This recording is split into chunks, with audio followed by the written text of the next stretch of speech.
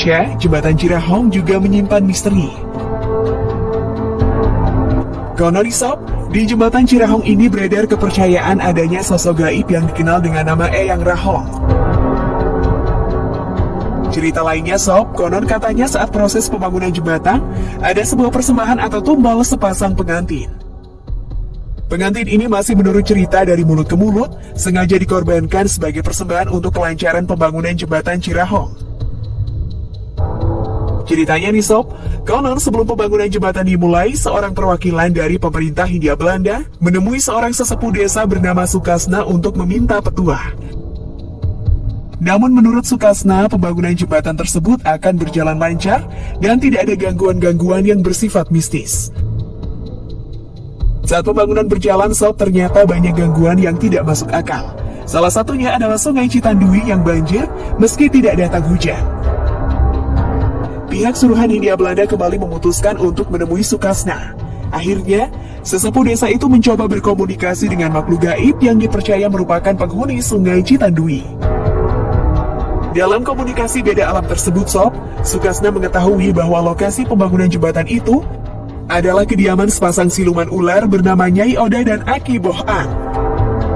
Agar pembangunan jembatan dapat diselesaikan, kedua siluman ular tersebut meminta tumbal berupa sepasang pengantin baru. Setelah informasi tersebut disampaikan ke pemerintah Hindia Belanda, muncullah siasat jahat untuk mencelakai sepasang pengantin yang kebetulan saat itu baru melaksanakan pernikahan. Baru saja resepsi nikah mereka selesai, keduanya diculik. Nah, setelah menyediakan sesajen di dekat jembatan, kedua pengantin yang malang dimasukkan ke dalam lubang pondasi dalam keadaan terikat tali. Para pekerja kasar yang berkontribusi dalam pembangunan jembatan Cirahong tidak mengetahui terdapat sepasang pengantin baru di dalam lubang pondasi. Pemerintah Hindia Belanda meminta para pekerja untuk segera mengecor jembatan. Lubang pondasi ditutupi dengan adonan semen, pasir, dan batu.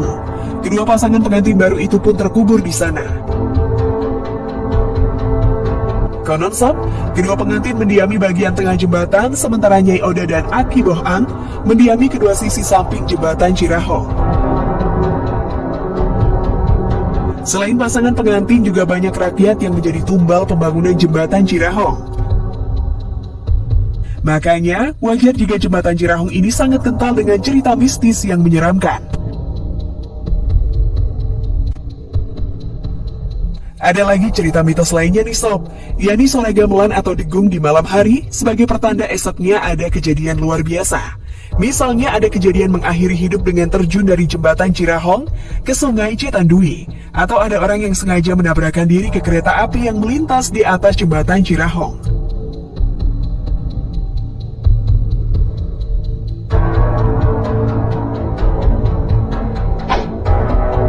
Nah Sobat Asik, percaya atau tidak dengan kisah tersebut, semuanya dikembalikan pada pribadi masing-masing.